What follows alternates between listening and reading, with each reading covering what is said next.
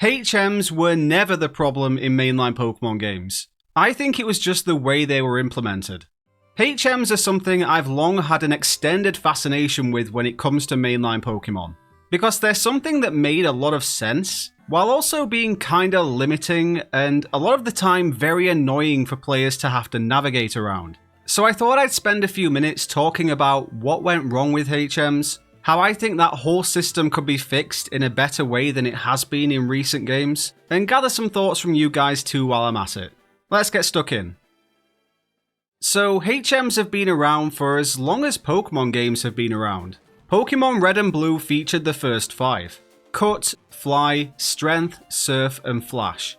And in their earliest form, they were a way to stop the player from wandering into areas of the map they weren't ready for yet. I mean, that can be achieved in other ways too, and it is in a couple of places. Sleeping Snorlax or Thirsty Guards.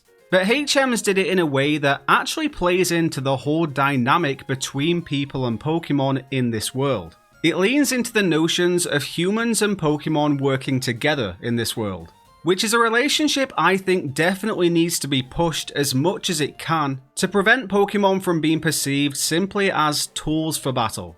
Team Rocket certainly didn't get that memo. So the intentions were pure. It makes a lot of sense. And actually, in the very early days, it was rewarding to see a Pokemon you worked hard to catch, helping you deal with an obstacle to grant you access to the next area.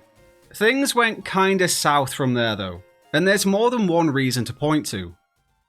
First thing was the addition of more HMs. 5 was a decent amount anyway. But by the time we hit Generation 4, we were looking at 8 different HMs. To be totally fair to them, you didn't need all of them to progress through the game. Some were just for optional areas, but you still needed most of them. And some of the ones that were being added were for such specific areas of the game too, that you maybe only use them once or twice during your entire playthrough. We're talking about HMs like Whirlpool and Defog. But because they were needed that once or twice, you had to either plan your Pokemon team accordingly, or shift Pokemon around temporarily for certain routes, and that could be quite annoying. More often than not with moves like Whirlpool or Defog, it was a temporary switch, because those kinds of HMs didn't even serve as a good offensive move to have on your Pokemon. They aren't terribly useful in battle. Surf and Waterfall, for example, really good water moves, easy to incorporate. Even if they weren't HMs, you'd probably want to teach your Pokemon these moves anyway. Strength and Fly are decent coverage moves to have. But Defog and Rock Climb and Flash? Not so much. The increasing number of HMs ended up giving birth to something called the HM Mule. What is a HM Mule? Basically, people were starting to allocate an entire slot of their 6 Pokemon party solely to HMs. So in effect, you only had 5 Pokemon, and even 1 or 2 more of those Pokemon would have a HM move on them.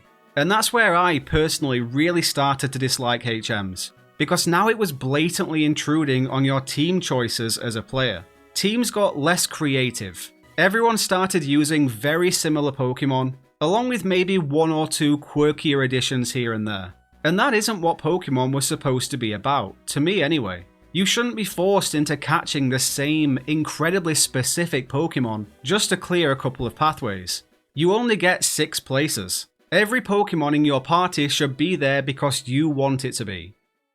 Then, when we flipped over to the 3D era of mainline Pokemon, HMs faded out, and they were gradually replaced with other means of getting around. Pokemon Sun and Moon, in my opinion, did it the worst way. They basically kept HMs, but gave you access to extra Pokemon you could call upon to perform those HMs instead of you having to teach them to your Pokemon. And it just felt a bit wrong to me that we were able to use Pokemon we didn't actually have. It was a bit of a cop-out. It's the solution you hear right at the very start of the meeting, and you tell that person to just go get some coffee and come back when they've woken up a little bit. Pokemon Sword and Shield, though, made some more creative strides to replace HMs. The bike has floats to deal with Surf, we got the Flying Taxi to deal with Fly, and then some other ones like Strength and Cut just outright don't exist anymore, because there aren't any boulders to move or any trees to cut down. Which, that's one way to go about it. But this did give you full freedom when it came to building your Pokemon team. When I first played Pokemon Shield after not playing a mainline game since Pokemon Ruby and Sapphire, I instinctively caught the regional bird Rookidee at the very first opportunity. Because, you know, gonna need something for Fly, might as well grab it early on. I still kept it on my team after realizing HMs weren't a thing anymore, because it's a really cool evolution line. My favorite regional bird now, in fact. Any fellow Rookidee line fans in the chat? Just me? Okay. So this solution replaced HMs by pretty much replacing Pokemon, and replacing obstacles with often just an NPC that won't let us pass. And is that a bit of an overcorrection, maybe? Now we've taken our Pokemon out of the navigation equation altogether?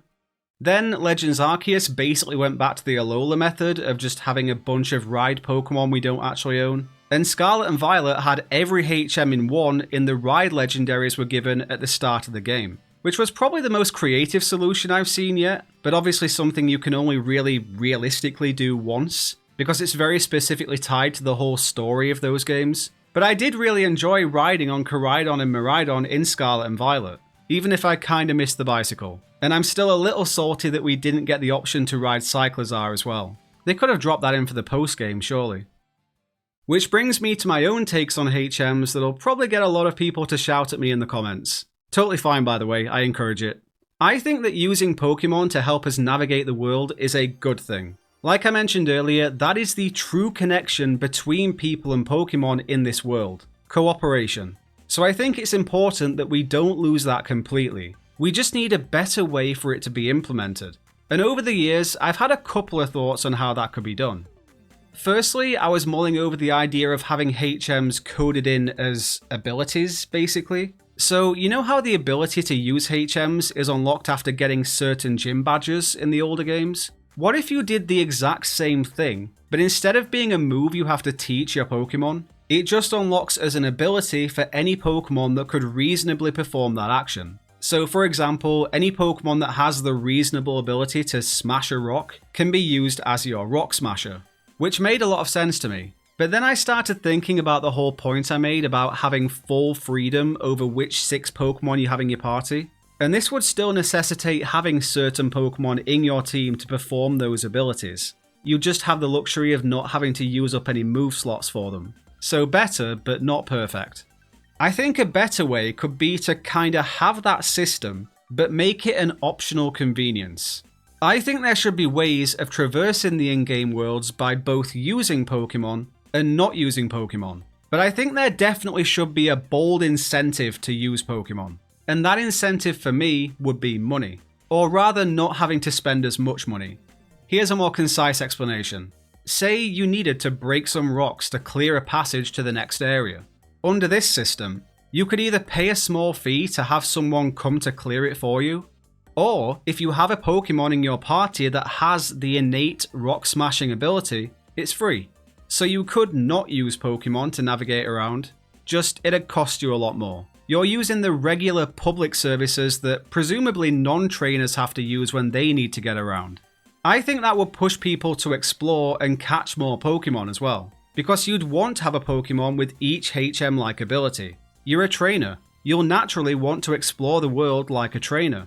And seeing as we can swap and change Pokemon as we're traveling around now, we don't need to visit the Pokemon Center to go into the PC in modern games. It wouldn't be so annoying to occasionally shift Pokemon around. The amount of times I was deep into a route or a cave in one of the earlier Pokemon games, before realizing I hadn't brought a Pokemon that could learn Waterfall or Strength, it's an annoying roadblock, so I'm definitely glad for that quality of life change. With this system, in those situations, you'd actually have both options, of either quickly switching in a Pokemon or calling for help. So that would be my way of solving the HM system once and for all.